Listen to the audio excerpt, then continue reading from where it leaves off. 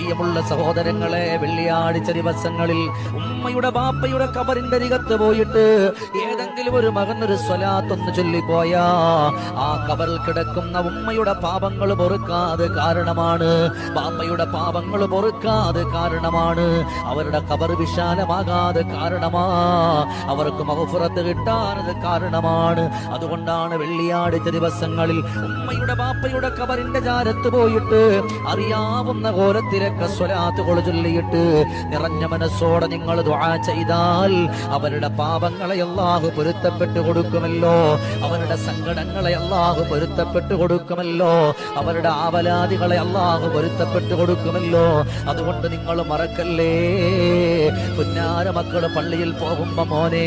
വാപ്പുപ്പയുടെ ഖബറിന്റെ അരികത്ത് പോകണമെന്ന് പറഞ്ഞ് അവരെ നല്ലതുപോലെ പറഞ്ഞു വിടുന്ന ഉമ്മമാരായിട്ട് പ്രിയമുള്ള സഹോദരങ്ങളെ, വെള്ളിയാഴ്ച